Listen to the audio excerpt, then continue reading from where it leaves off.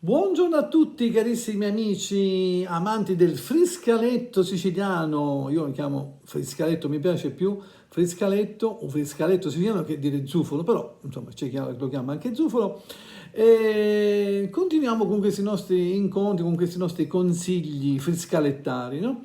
Ecco qua, questo è ripeto, sapete che c'è lo zufolo in plastica polietilene che è ottimo per iniziare perché comunque lo strumento non deve anche scaldarsi e anche soprattutto suona anche con poco fiato, mentre poi abbiamo anche il frescaletto tipico in canna, questo più professionale del maestro Altadonna, il maestro Pinzone, il maestro Altadonna, questo però già ha un approccio diverso, quasi deve essere un po' più sparato, però insomma nobile strumento. Per iniziare io vi consiglio sempre il frescaletto del maestro Enzo Pinzone. Allora, oggi volevo dirvi della diteggiatura perché io mi rivolgo soprattutto alle persone che anche di musica non sanno niente, che ad orecchio possono farsi smanettando un po' con le dita, possono fare delle bellissime canzoni. Poi la musica viene anche dopo. Allora, mi avvicino, quindi ecco, allora, posizione corretta delle dita sul frescaletto, come vedete così, abbiamo 1, 2, 3, poi della mano sinistra, 1, 2, 3 e 4 della mano destra e con i pollici, i due pollici poi chiudiamo, quindi il primo sopra col pollice della mano sinistra e poi l'altro di sotto dopo i tre, ecco, quindi con la mano, il pollice della mano destra e poi chiudiamo l'altro. Le note che noi faremo sono, non vi sto a dire che note sono, voi insomma suonate, tanto sono tutte uguali, poi i flauti, i friscaletti cambiano, più lunghi, ma voi sentite intanto all'orecchio, poi magari più là faremo delle cose specifiche per quelli che sanno un po' di musica, ma voi già potete smanettare un po' come nel flauto, dovete solo stare attenti alle note anche dei pollici, no? Quindi abbiamo, quindi vedete, 1, 2, 3, 4, 5, 6, 7, 8, 9 e 10 note, vedete? Ok, quindi sono le note, io ve le faccio sentire.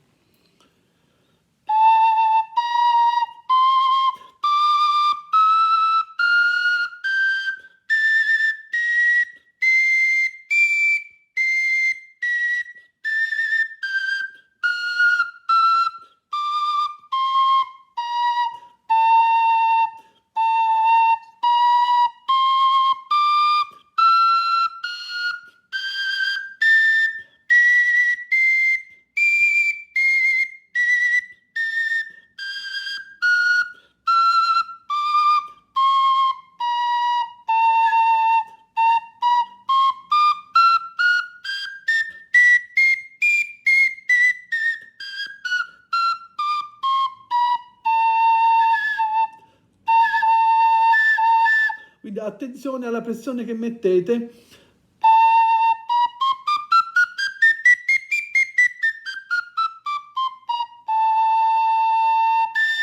Basta soffiare un po' di più. Allora, intanto vi potete già esercitare con questa scala per ottenere già un suono decente. Un consiglio che vi do è quello che il flauto non mettetelo tutto in bocca.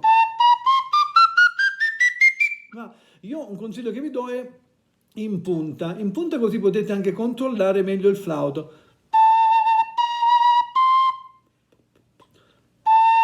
I suoni non fate di gola, ma tu, pu, pu, pu.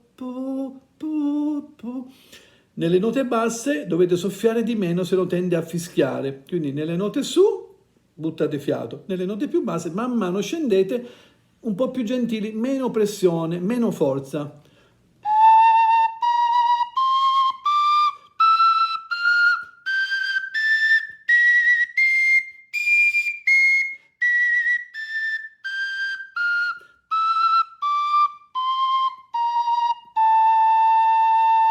Un po' come con le persone, no? Con le note basse dovete essere molto più gentili, più delicati. Con le note su un po' più duretti, un po' più bastardini. Quindi nelle note su potete sparare sotto, incominciate piano piano. Ricordatevi facendo tu,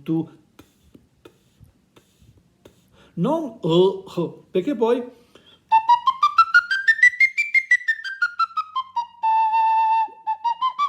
con la gola non viene bene. Ragazzi, alla prossima, scrivetemi, fatemi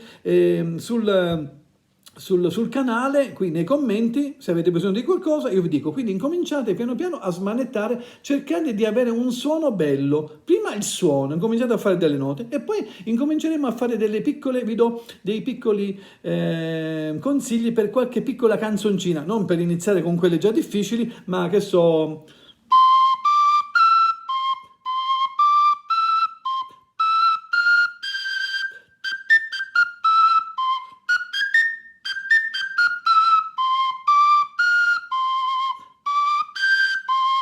Una cosa del genere, ok? Auguri e buona continuazione col frescaletto.